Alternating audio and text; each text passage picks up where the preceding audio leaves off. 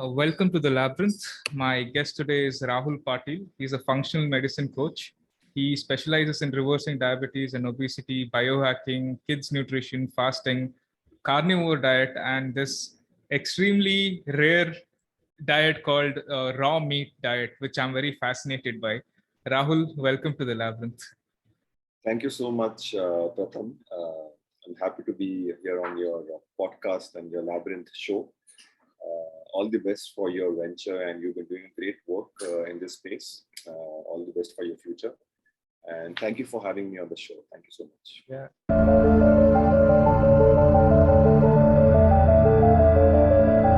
So how are you, man? How is your diet going so far? Diet is going awesome. I mean, I always try to take the game to the next level.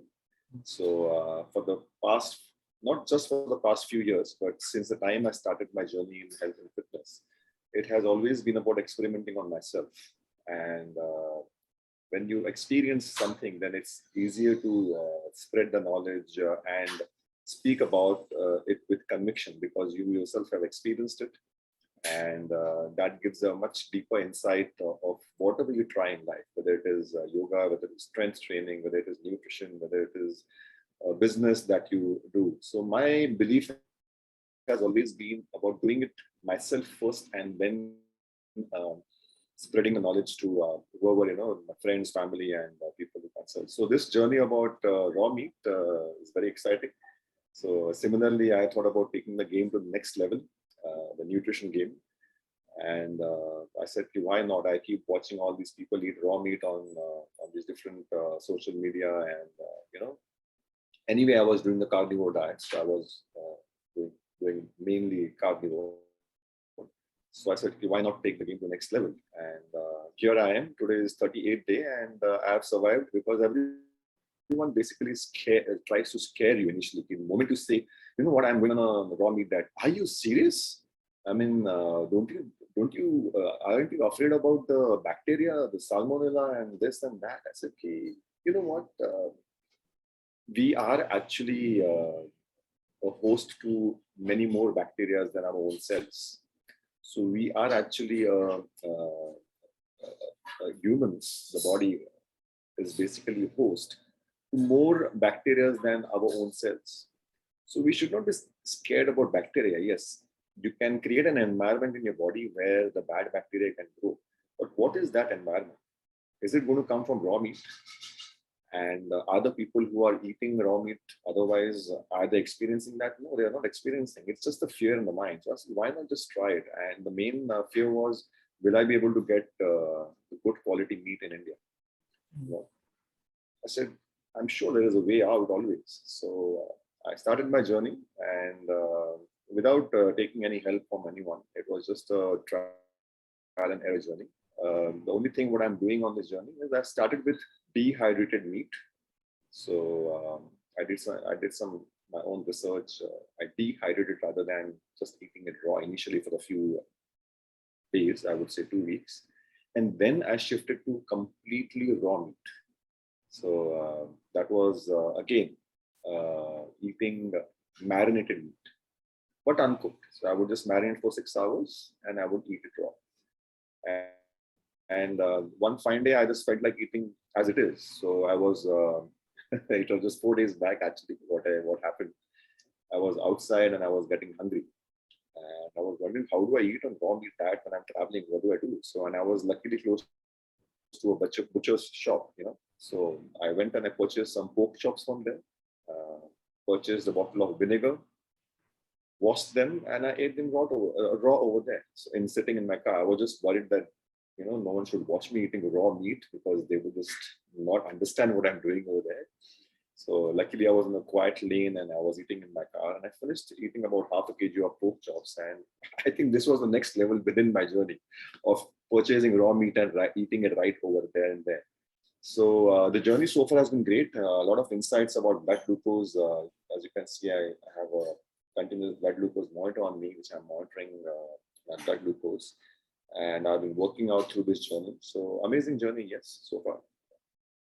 Okay. What about the concerns of sickness?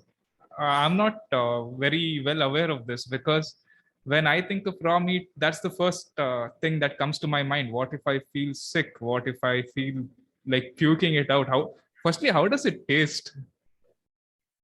That's what I'm saying. So I was also just like you, very skeptical about eating raw meat, but there is something inside me which always tries to go to the next level, as I said. So trying something new is always the challenge and the excitement.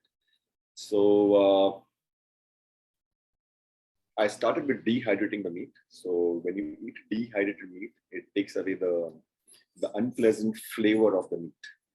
Okay, and different meats have different flavors. Like chicken will have a different flavor.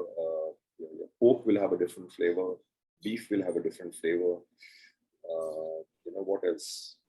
Fish Mutton. will have a different Okay. flavor. Mutton will have a different flavor. So again, from where the meat is coming, in mutton, again, whether it's coming from Rajasthan or from Baramati, again, the quality of the meat depends on that. What is there? There's grass fed or grain fed. So there's so many things I discovered in these 40 days. I started initially eating dehydrated chicken and red meat. So basically, beef is banned, right? So we end up getting buffalo meat. So that's what you end up eating, and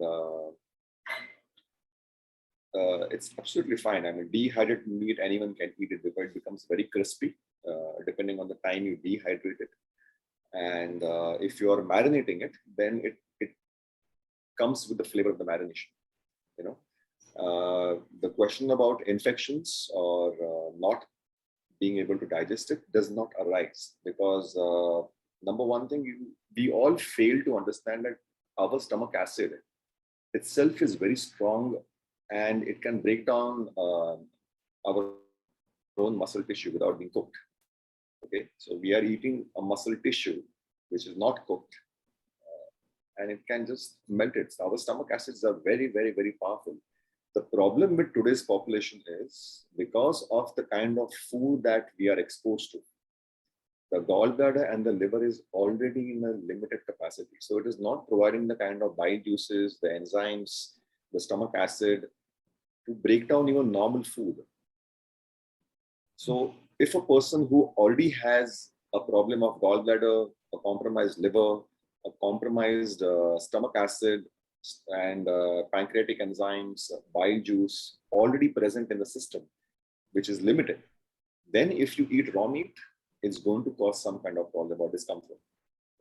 And where is this problem coming from of limited or deficiency of stomach acid? Where is it coming from? It's coming from the dysfunction of gallbladder and liver. Where is the dysfunction of gallbladder and liver coming from? It's coming from the food that you're eating. Now, which type of food? That is the key.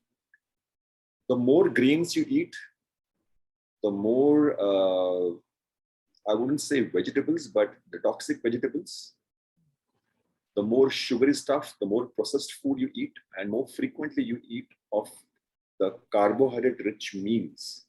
That is where the problem happens. That's where it starts spoiling your gallbladder, your liver, because it kind of changes the entire hormonal profile. It changes the entire homeostasis of your body.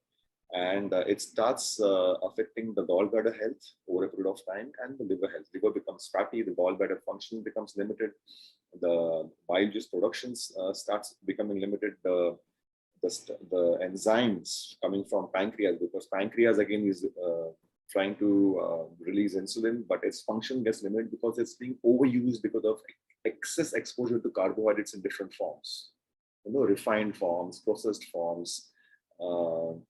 The body has to continuously fight with so many things. Inflammation coming from vegetable oils. So vegetable oils are also one of the things which are responsible for spoiling your gallbladder and liver health. And if you have a deficiency of stomach acid, you won't be able to digest it properly. And then you will need certain assistance. And the assistance can come from vinegar. Very simple. So the marination helps in that. So I did not face any problems of digestion. I did not face any problems of any infection.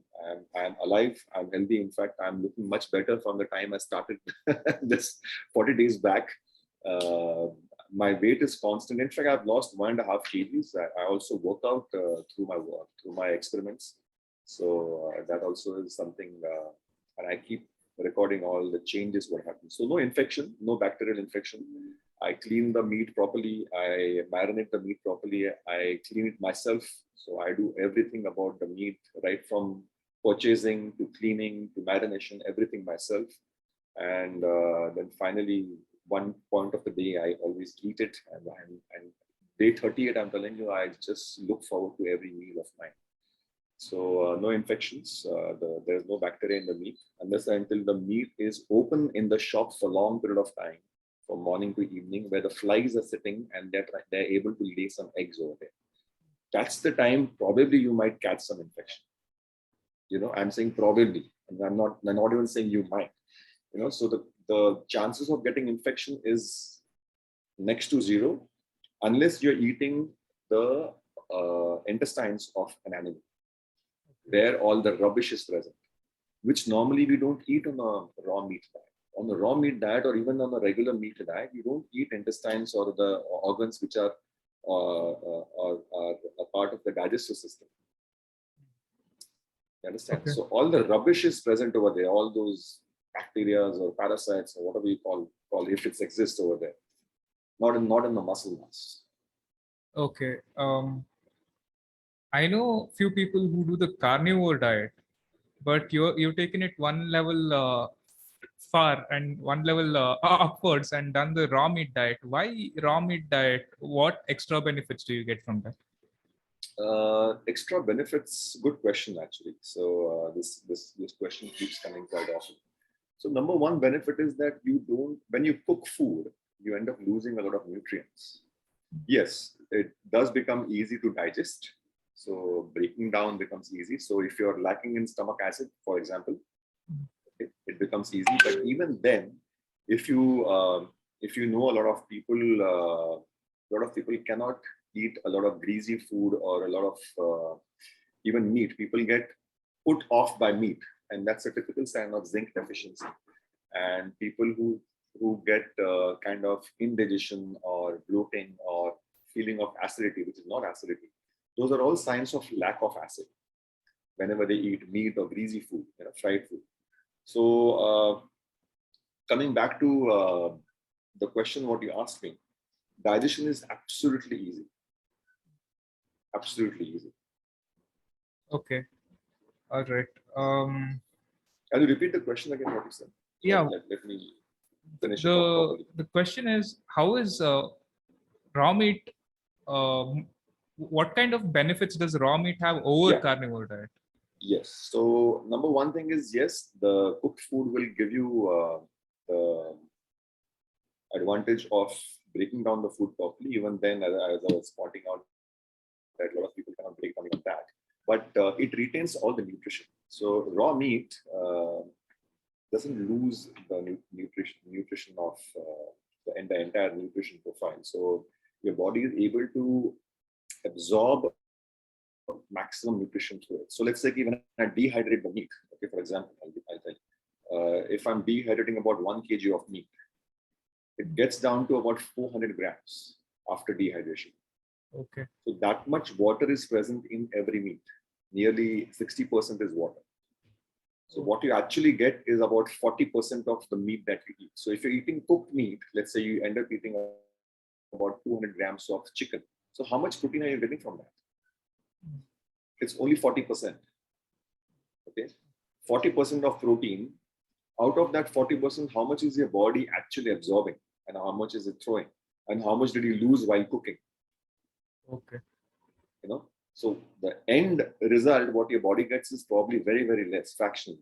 So if you compare to what you're eating in raw meat, so you retain the nutrients, you don't lose them while cooking at high temperatures. Okay, and maximum absorption takes place. Now, how is it proven that your maximum absorption is happening? So number one thing, everyone thinks that you got to go to you got to pass motions on a daily basis when you wake up. That is a normal understanding. Okay. But the moment people go on carnivore diet, you start getting delayed motions. And people mistake it for constipation. It is not constipation. So number one thing to understand is whenever you go on a carnivore diet, you will have delayed motions. And why delayed motions? Because now your body has a lot more to absorb than to throw out. Whereas when you are on a carb dominant diet, even though you're eating non-veg, but your dominant part of that plate is carbohydrates, let's say vegetables and chapati and dal, etc. The bioavailable nutrients from that plate is very, very less. That's why the body will throw out maximum stuff. And if it's going to throw out the maximum stuff, you have to go daily and pass motions. Some people pass once, some people pass twice because there is so much crap in the stomach. Okay. But if you provide quality nutrition to your body, the body absorbs maximum nutrition. It has very less amount of crap to throw out. Okay. So you start passing motions maybe every alternate day or maybe every third or fourth day. I'm passing motions every fourth or fifth day. Okay. But if you that time panic and say, oh, I've got constipation, you start popping pills and doing this and that. No. So I have to actually educate people. Everyone comes on my program to listen. It is not constipation. You don't have to go every day. You don't have to pass motions every day. That's a myth. Okay. So the moment you change the quality of nutrition to your body, the cycle of motions will change because the body also is adapting that time. Wow. I've never heard that, man. Can you move the mic slightly closer to your mouth? Yeah. Okay. Yeah. Is it better? Yeah, it's much better. Okay. Another concern that a lot of people in India have is a carnivore diet or is a raw meat diet practical in India? So you don't do it. You don't do carnivore diet or any kind of diet. So you should have a purpose. Your purpose should be clear why you're doing it. And if your purpose is clear, you will do everything and anything that is needed to make it a success. What people start looking at anything, whatever you call it as a diet, they assume it to be for a limited period of time. Right? So whenever we use a word diet, automatically there is a negative connotation or a connection with the word diet. Then it becomes, okay, it's not a permanent thing. I'm going to follow this for the next 6 months or 3 months or 2 months for a particular goal of losing weight or whatever it is. Okay. My purpose is clear in life. I'm doing to basically take my health to the next level. And my choices are continuous and constant. So they don't end at the end of 40 days. So I just made a video today about my 30th meal. And I said, though I will finish this in the next 2 days, 40 days, my raw meat diet, but raw meat is going to be a permanent part of my life. Not all meals, but at least one meal in 2 days or one meal every day. It's going to be a part because I enjoy it now. And my body actually looks forward to eating raw meat. So anyone listening to this podcast, I would say the moment you say diet, then yes, it's limited. So keep your purpose, your goal fixed for that limited period for 6 months. But then be very clear about it. Do whatever necessary changes you have to do for that 6 months. After 6 months, you are on your own. You go back to your own diet, what you were following earlier. Or if you love your journey for that 6 months, pick something from that you love and make it a part of your life. Understand the benefits what you get in those 6 months. Hey, okay, fine. I was having those medications. I was having this much weight. I've stopped using these medications because I started this change in my diet. I have also lost so much weight and I'm feeling better. My energy is better. So what is from these 6 months that I've learned, I can apply for the rest of my life. So as far as the ease of doing carnivore diet or the ease of doing a raw meat diet, it completely depends on the person's purpose and goals. It's possible. It's not impossible. It is absolutely possible because in the last 40 days, I think it's only become easier for me to follow the raw meat diet. And what made it easy was my intention of completing it. So just have the intention of completing it. Okay. For a person who's following the standard Indian diet for 30, 35, 40 years, who's been eating dosa and chapati and rice and idlis and all those things, how long do you think it will take for him to transition to carnivore diet? Okay, there are two ways to answer this question. Okay. So I myself have followed that standard Indian diet for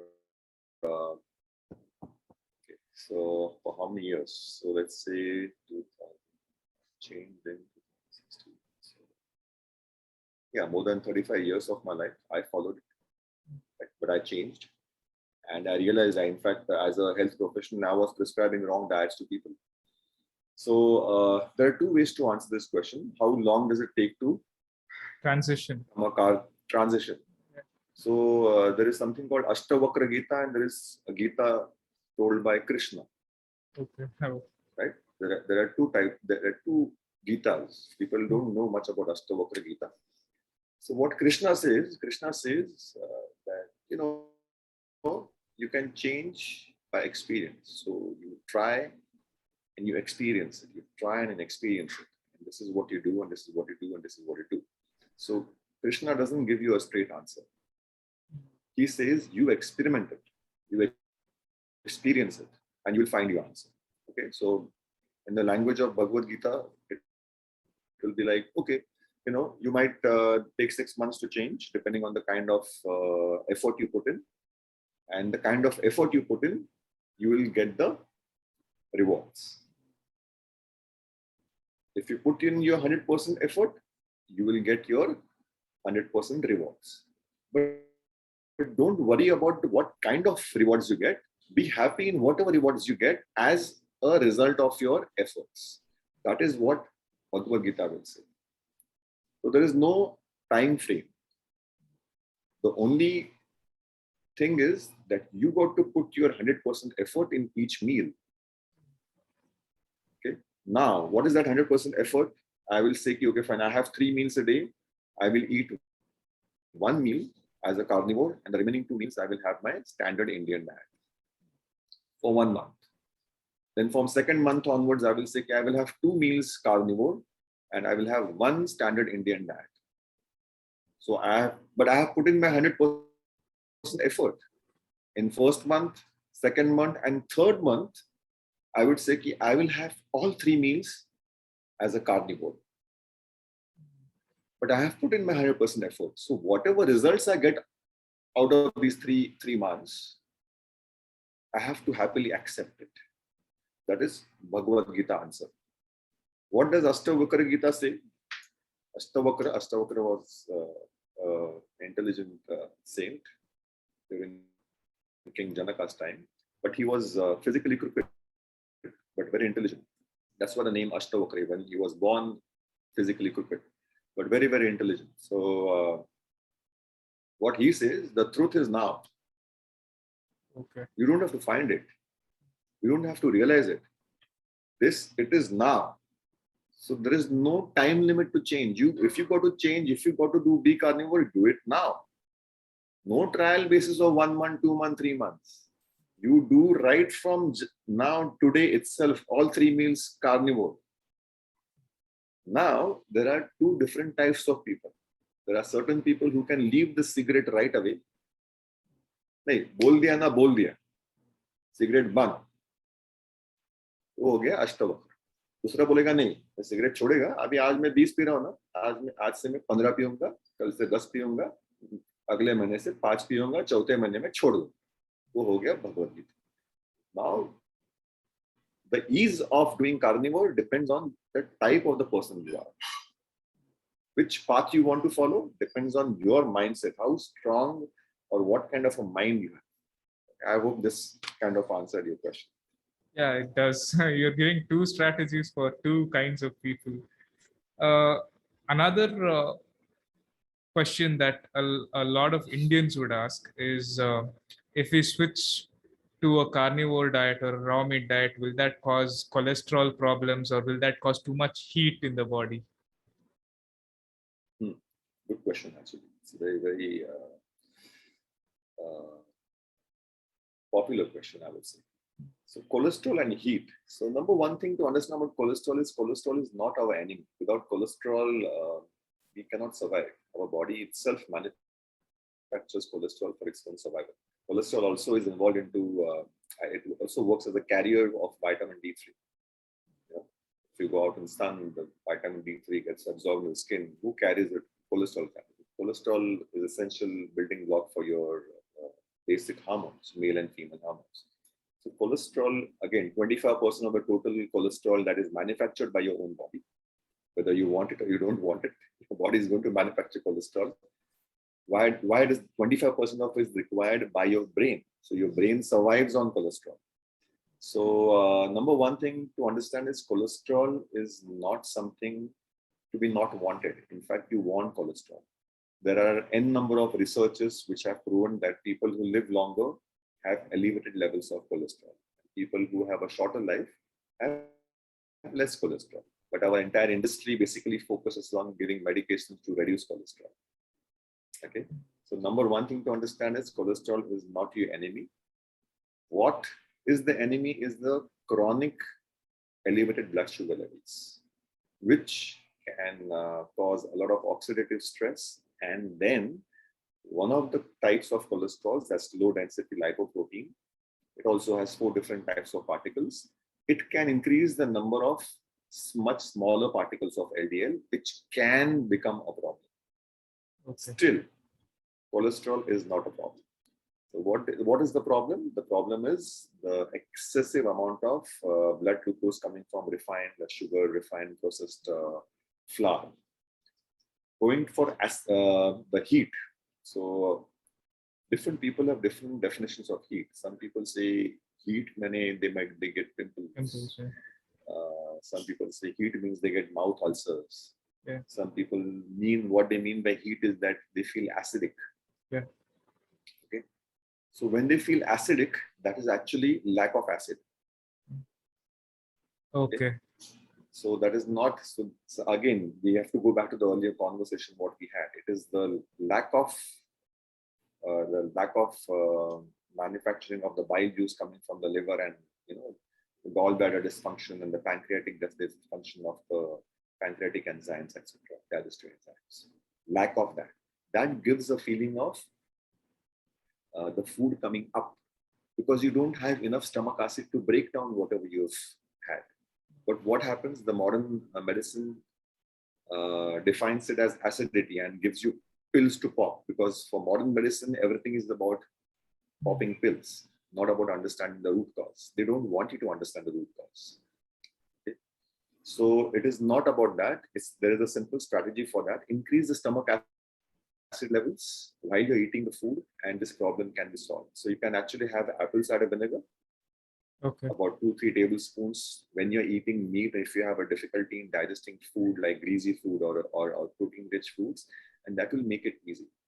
I'll give you an example. The other day, I go to a gym close by, and a gym trainer over there, he asked me, sir, I've got a digestion issue, and I can't break down the protein food and this and that. What do I do?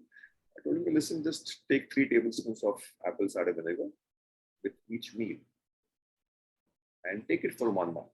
I said, okay, what else do you do? I said, do you drink? He's like, yeah, on the weekends I drink. I said, stop drinking, because alcohol is going to again limit your liver function. I said, that is again blocking your stomach acid over here. So I think other trainer was close to us and he overheard, and they both of them followed that thing. After 2 weeks, they both came to me and they told me, sir, whatever you told us, it has worked brilliantly. I have no more bloating. My digestion is amazing, and I can digest the food better. So very simple strategy, using apple cider vinegar. Apple cider vinegar is nothing but acidic, right? It's acid. It helps you digest if you have these acidic symptoms. So, and as far as the acne is concerned, as far as the ulcers is concerned, that means chronically you have been deficient in vitamin B12. Okay. Because even if people people are non-veg in India, even if people are non-veg in India, predominantly they are vegetarian. Yeah. Right? So let's say I say oh, I am a non-vegetarian, but I eat non-veg only on Sundays. बाकी का 6 दिन तो मैं vegetarian नहीं खाता हूँ.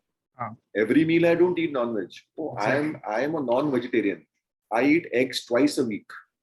But that doesn't make so the definition of non-vegetarian and the frequency of non-veg in India is very, very less. So I would say predominantly India is a vegetarian country. Exactly. And why it is not working for all of us, you don't have to look anywhere else. Just type in Google. Say, which country is leading in diabetes and heart disease? It's India. Yeah.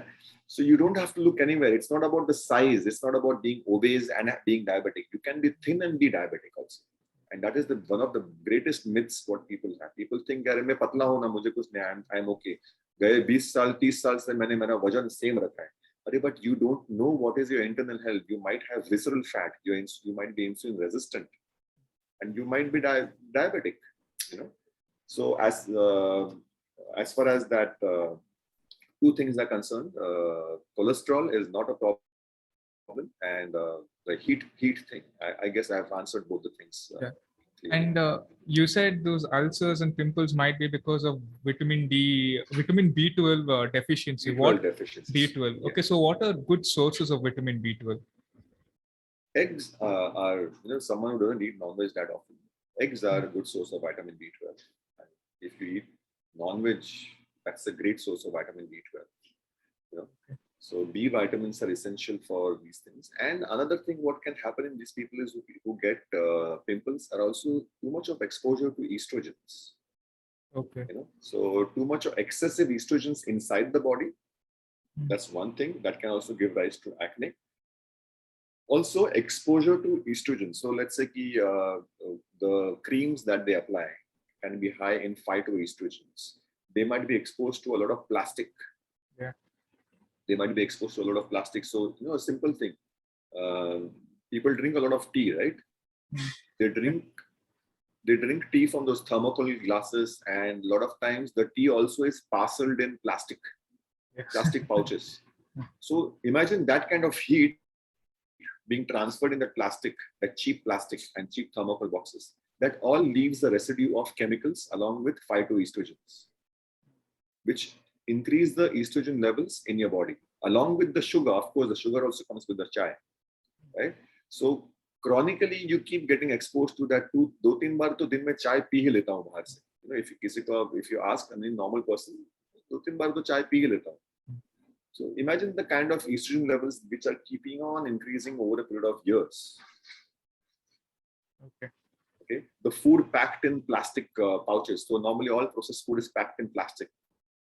Again, the estrogens are coming from there. So we don't realize these things are coming. So these micro particles of plastic also keep going inside. We don't realize it. Those keep increasing and they kind of flare up and they start giving you the acne, etc. And another thing is, whenever you get on a healthy journey, your body detoxifies. So all these toxins that you have accumulated over a period of time, where do they go and get stored? They get stored in your fat. And whenever you go on a detoxifying healing journey, one of the things that happen is your body starts breaking down the fat. And the moment your body starts breaking down the internal fat, it also releases toxins. And those toxins temporarily have those effects. You might get acne, you might get eczema, you might get loose motions, you might get migraines. All those things are part of detoxification process. Okay. So this is a slightly funny question. What would you tell to all these vegans who claim that their lives have gotten better, their health has gotten better because they follow the vegan diet, which they claim to be the healthiest diet? Okay, so what happens is all your life you eat crap. Okay, so you've had all kinds of junk food, you have a lot of carb-rich food, and you've spoiled your health. Okay, so you're in the worst kind of your health. Now, suddenly something happens, a switch happens, and you get influenced by someone, some role model in front of you and says, hey, save the planet. And the only way to save the planet is by eating green, being a vegan. Okay. So it's very convincing also, because these role models who are placed in front of you, who are vegans and all, they all are influential people. They all, big sportsmen also start nowadays claim to be vegan, who are not. And you get influenced because you're a common man and these are your role models. You get influenced through different medias, television, magazines, even school. They organize certain events which are around being a vegan, not being a vegan, also saving the planet. And the subtle message through these events is that you got to adapt a life which is basically plant-based, vegan. Now, you as a person are very sick. You are not feeling, you're miserable. Your digestion is gone for a toss.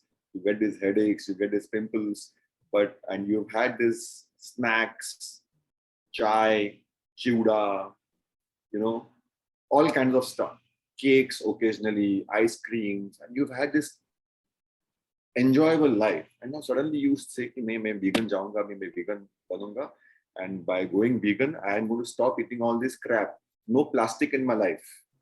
So processed food बंद कर दिया, right? पानी का bottle बंद कर दिया, सब plastic बंद कर दिया, तो automatically नहीं, I am very planet friendly, I am very earth friendly, I am not going to have that. No cold drinks, nothing, because that company is associated with all these bad things.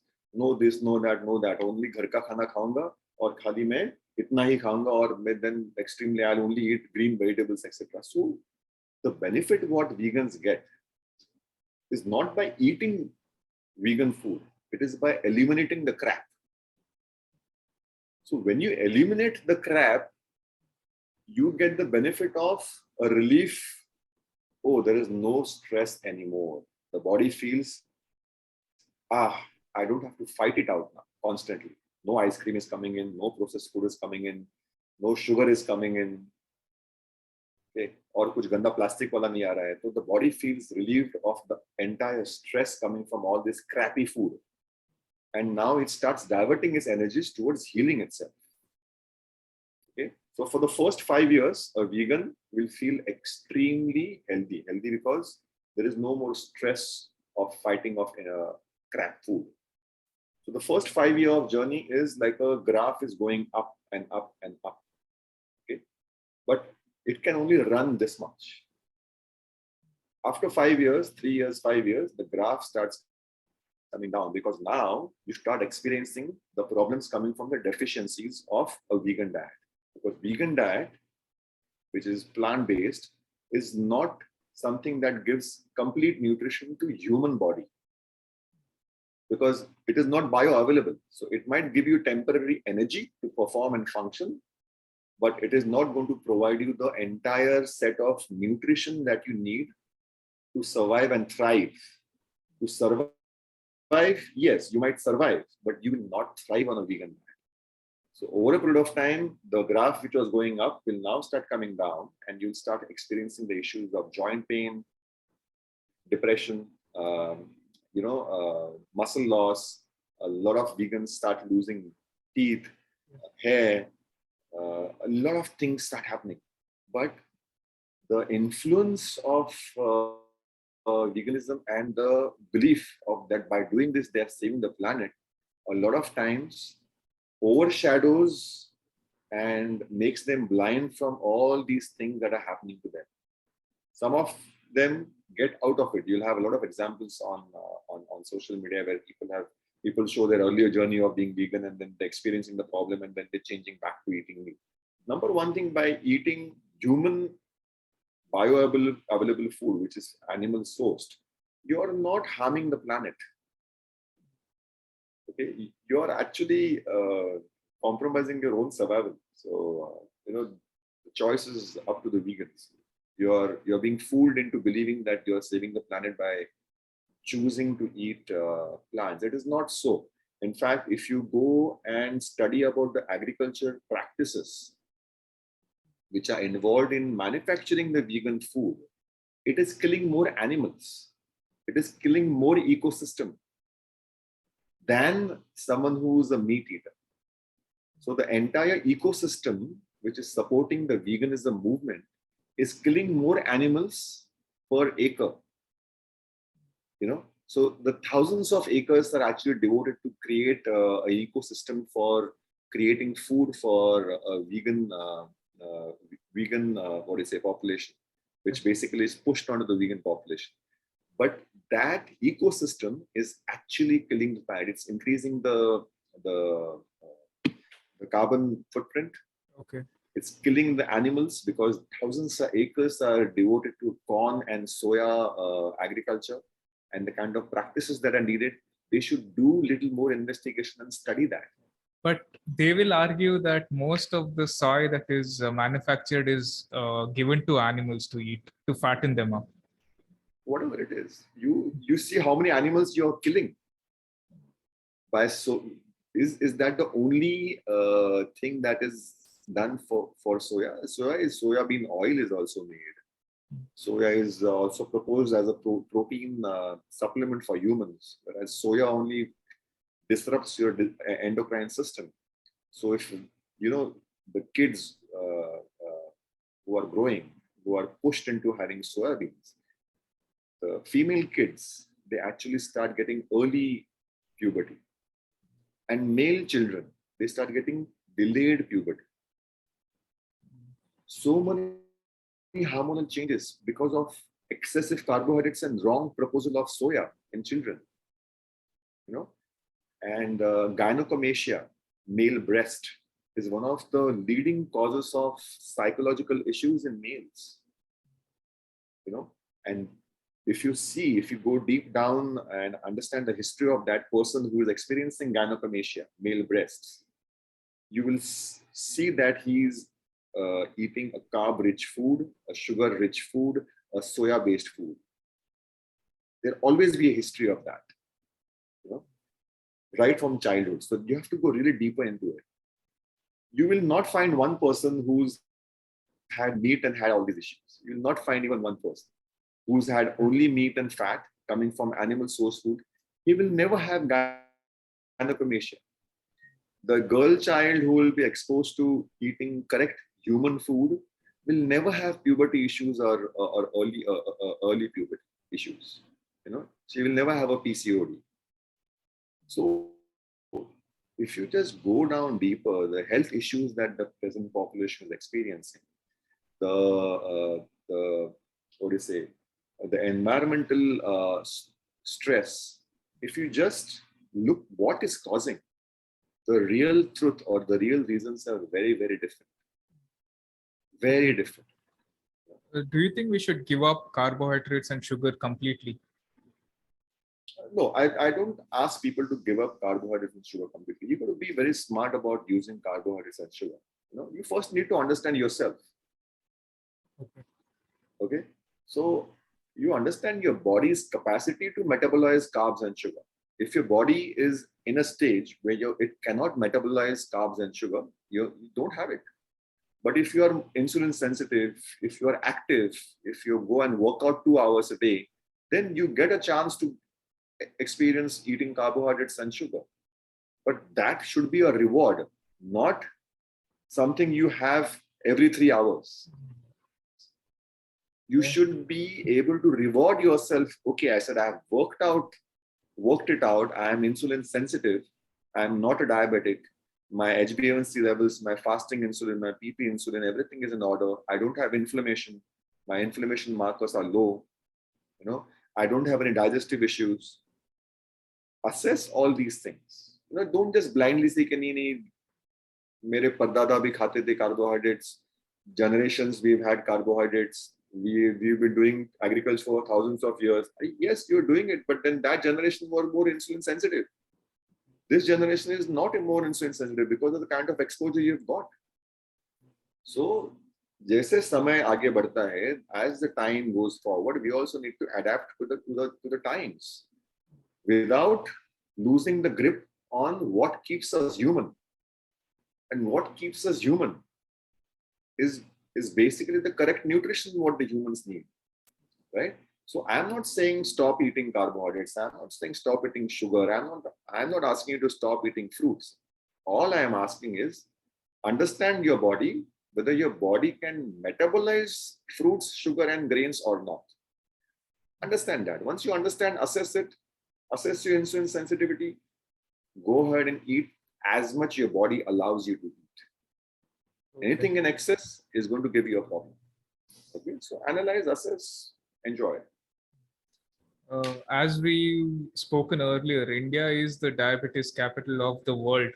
And if a diabetic patient goes to a modern medicine doctor, they would usually give them pills or they would put them in a treatment and behave as if this situation is permanent. Can we reverse diabetes? So, my mission in life is to basically educate as many people as possible to make them understand that type 2 diabetes is reversible. It's a food disorder. And the earlier you intervene and understand your biomarkers, the, the faster you can prevent it or the faster you can reverse it. So in my practice of nutrition for the past, since 2014, 15, I would say, because I've shifted from, and I've become very specific about only nutrition and functional medicine. I have reversed more than 50 cases of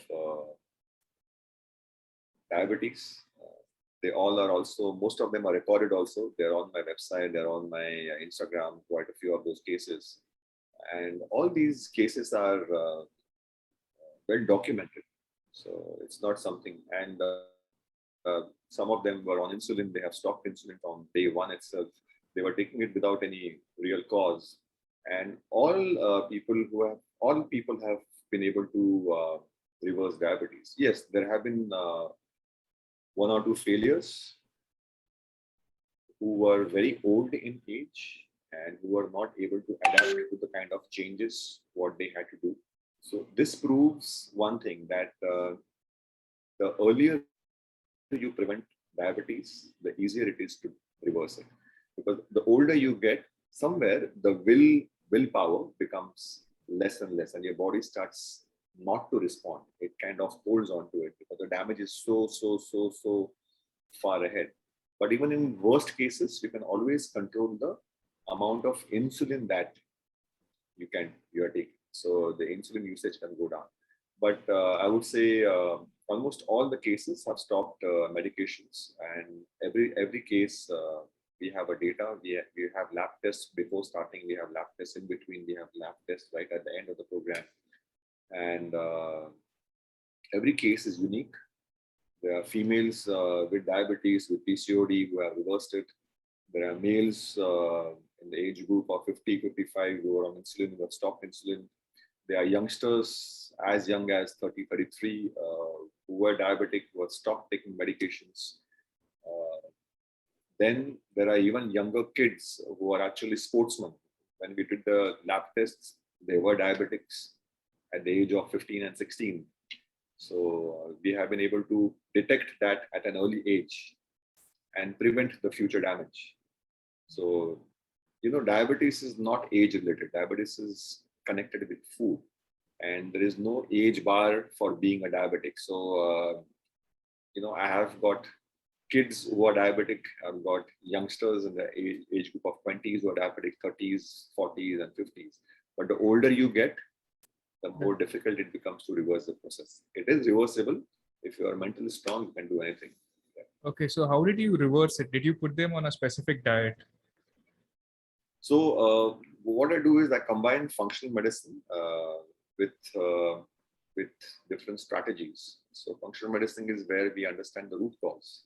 So we understand what are the root causes other than being insulin resistant. What other things, other systems in the body are not functioning properly.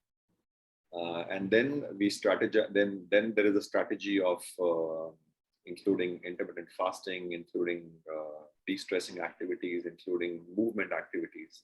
And that entire program is followed for about 6 months, at least, in certain chronic cases. Certain cases can be resolved in 3 months itself. So it's a 4-pillared program. So movement and meditation, those are 2 pillars, and fasting and feasting is another 2 pillars. So these are 4 pillars of my program, based on which different strategies are made for each person. because each individual comes with a unique set of limitations and strengths. So you have to use those limitations and strengths depending on each person's lifestyle, etc., and then advise them. So a lot of part of this journey goes into educating the person about food and nutrition, and listening to the person and counseling. So listening patiently to each person is a very important part of the entire healing process, and counseling the person, giving, so keeping that person constantly on the path is very important. So this is how basically I do it. Yeah. Okay. Through the right nutrition and exercise, can we also improve our mental health? Right, nutrition and exercise can, yes. So mental health, it is proven again and again, and there are so many research available that mental health depends on the quality of nutrition that we eat. So depression is connected with elevated levels, chronic elevated levels of blood sugar, and also deficiency of cholesterol, deficiency of dopamine and serotonin, the brain chemicals. So combination of all these things, excessive blood sugar, excessive exposure to different mediums like mobile phones, television, screens, etc., is working on several levels in the human body nowadays, and that is playing with the mental health, emotional health. So females, for example, develop PCOD at a much earlier age because of excessive carbohydrate exposure.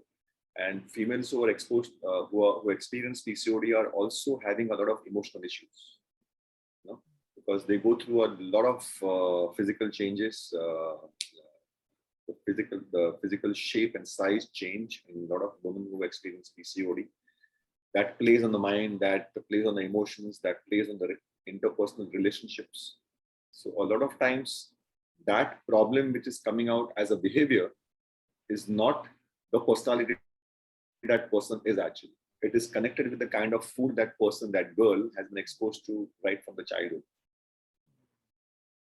So right from the childhood, so the problem started in the childhood, but it only became a complex personality when that girl became a 18 or 19 or 20-year-old. And then when that emotional problem comes out as a extreme personality who's volatile or depressed, then the medical system starts giving pills.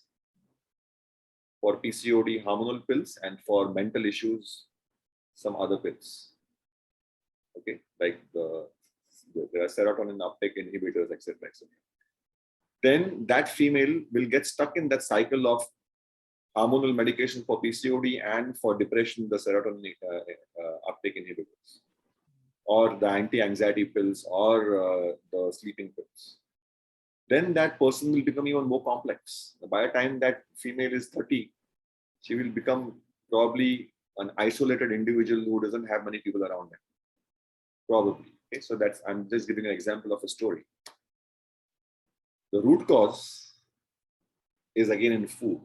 So this person can be helped mentally and physically by changing the food.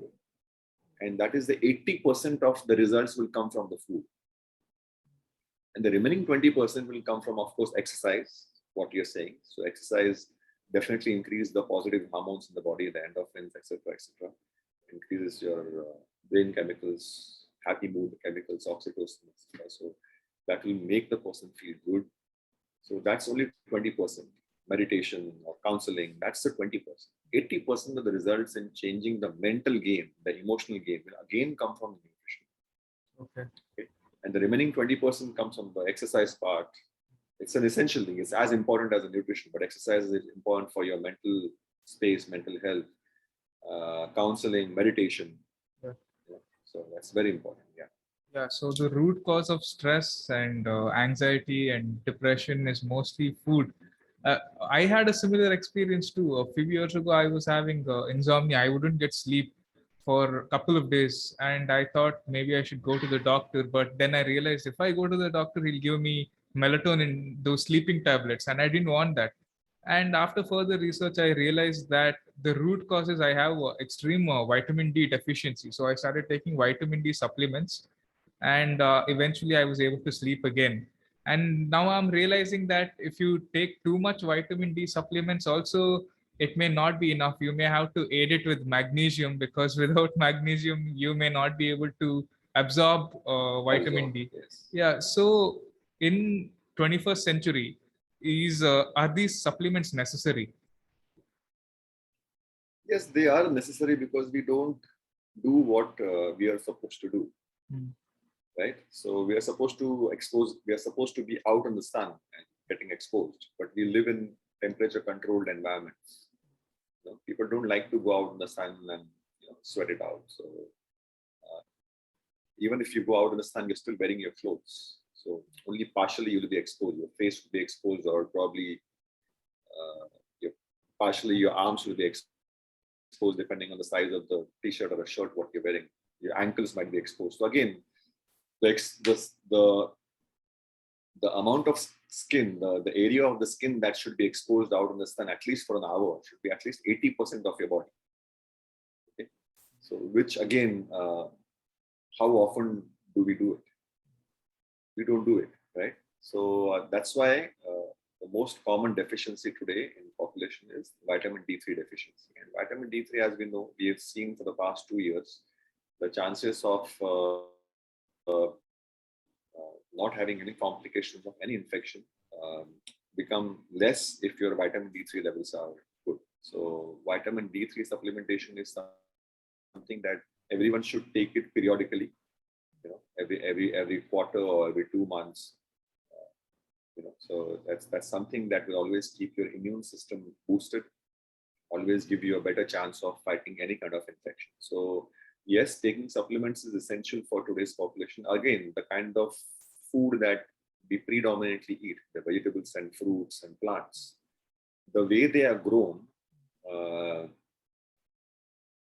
it doesn't give you the kind of nutrition which is promised on the paper. So basically, all the minerals are going to come from the soil, but every soil also has a certain limit. So most of the agricultural spaces, fields, are deficient in the nutrients in the ground itself, in the soil itself. So most of the plants which grow there are growing because of the fertilizers, what they put temporarily, and all those things, what with the genetically modified seeds. So they look fresh, they look healthy, the plants and the fruits what we eat, but they are not necessarily full of the vitamins and the essential nutrients that we expect them to have. They only look beautiful. Okay, so all that basically, or the fruits have only sugar. It has no nutrition in them, and vegetables just carry water and the taste. It doesn't have the nutrition that you expect. Then over a period of time, you get deficient in the essential nutrients, especially the micronutrients like the zinc and magnesium, which are again what the present population should take on a regular basis, especially magnesium, because if you are someone who's eating a lot of sugar, so each sugar molecule, I guess, 1:6 or 1:15 ratio, magnesium molecules it depletes. So magnesium is one of the key micronutrients that today's population is deficient of, along with vitamin D3. Again, if you see for the past 2 years, zinc deficiency has been one of the leading causes for having low immunity, and if you are infected, then probably having a bad experience. But if your zinc levels are up, if you're constantly taking zinc, your immunity goes up. So now people have understood that, but people also should also remember that periodically, every 2 months, 3 months, they should do the booster dose. Speaking of booster dose, I think I got to know about all these nutritional deficiencies during this COVID-19 pandemic, because people are saying, oh, so many people are dying from COVID-19. Yeah, a lot of people are. But if you look at the deeper picture, we'll realize that most people who died from COVID-19 had comorbidities like obesity, diabetes, which unfortunately the media is not addressing. They're just saying COVID, COVID. What did you think about this COVID-19 pandemic? I'm not going to go into that space, because that is a very sensitive space. And then if I go into that rabbit hole, I don't think the conversation will get over today. I think we'll stick to the nutrition part. I purposely don't want to go and get into that space because I'm very, what to say, intensely involved in that space, and that really is very. It takes me mentally to a different zone, and then I I start speaking out of anger or frustration of people not understanding what is going on in front of them. So I think let's keep it aside. Yeah, I completely understand. Another word that you use a lot on your Instagram is Shankap. I don't know if I'm going to pronounce this properly. Shankhaprakshalana. What does that mean? Shankhaprakshalana. So I don't use it that often, but recently I posted a video. It's one of the strategies I use in my programs to help people detox, basically, within their journey. So Shankhaprakshalana is a part of a set of kriyas in yoga. So I've been also teaching yoga for many years now, since 1999. So kriyas is a set of cleansing practices in yoga, just like Kapalabhati, where you do that practice before pranayama, nasal passage clear. Then there is neti, jalaneti, which basically is very popular nowadays because jalaneti, apparently now people have realized that if you do jalaneti every day, then you don't get nasal infections. You can also jump a test and come out negative instead of being positive. So if you do jalaneti on everyday basis, it helps you keep your immune system boosted. Then there is sutra niti, where you can also put a thread inside and do that. Then there is vaman dhoti, where you drink water and you puke it out. There is sutra dhoti, where you eat a cloth, remove it. Then there is Shankhaprakshalana for the intestines, where you drink water and you perform a set of exercises and you push the water out of your colon. Yeah? So you basically go and pass the motions. So it's a great practice to remove the crap from your intestines. Okay. So the motion would be in liquid, right? Yeah, because you're pushing the salt water. You're drinking salt water and you're pushing it in. You're drinking salt water and you're pushing it in. So you push it inside your intestines. The moment your intestines get full, you throw the water out, because beyond the stomach and small intestine, the water is not going to get reabsorbed. So it just keeps getting out. Some of partially the water gets absorbed. So you pee and you go to pass the motions. Yeah. Okay. So what inspired you to get into the functional medicine space? The inspiration has always been the desire to help people heal, right? So as a health professional, as a fitness professional, your only intention is to make people healthier, right? Fitter, stronger. So just like my own goal, that I want to take it to the next level. I want to take it to the next level. What's the next level? What's the next level? So if I'm trying to help you, and for certain things I don't have answers, then that will make me think why I don't have the answer to help you. And then that will make me find the answer for you. And that will be my research and my studies. Okay. And then tomorrow, probably, if you are still with me, I'll help you in that problem. Or a new set of people who come in my life, I end up helping them. So similarly, a few years back, I was not able to help people who are diabetic, who are having hypertension, who are having a lot of times obesity issues, even though that was the primary role that I wanted to do. And then that made me question my own knowledge. In spite of having the correct knowledge, studying for so many years, you are still not able to address someone's obesity issue completely. So what is holding back that person's weight? So then you start looking at various things. And while doing that, I myself experienced a skin disorder on my face, which was diagnosed as psoriasis earlier, then lichen planus. If you see now, there is nothing over here. My skin is clear, absolutely. But my entire portion over here had become black. It had turned black. I was losing skin on my beard. So I was having patches here. I was losing hair. And I was thinking, this is a part of aging. Hota hai. Like everyone else. But fortunately, I was doing my functional medicine at that time. I was studying. And that gave me a chance to think out of the box and try to find out the root cause. What is the root cause for the skin being black or blackening of skin? It was really bad. It started as a small mole, but it became big as really big. I mean, it was. I would click my pictures showing this side of the face, not this side of the face. It was nearly covering from my ear to my beginning of the eye. So the big patch was covered. And obviously, doctors were giving me steroids and all that stuff. I probably have taken it for 2 months, but after that, I stopped and then refocused on understanding the root cause. And through functional medicine, I could find out the root cause. One of the root causes was mercury toxicity in my body. And that I found out because I had certain dental implants in my body for 25 years. Silver dental implant. And anything silver is mixed with mercury.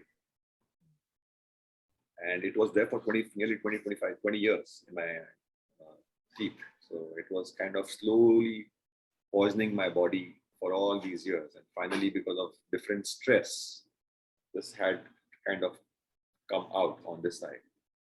And if I wouldn't have understood the root cause, I probably would have continued to have that and probably would have never been in this space and never been able to heal it. So I understood the mercury was the problem. I went to the dentist. I removed my dental filling. I changed it to composite. And trust me, within 3 months of removing my dental filling, this had almost gone by 50%.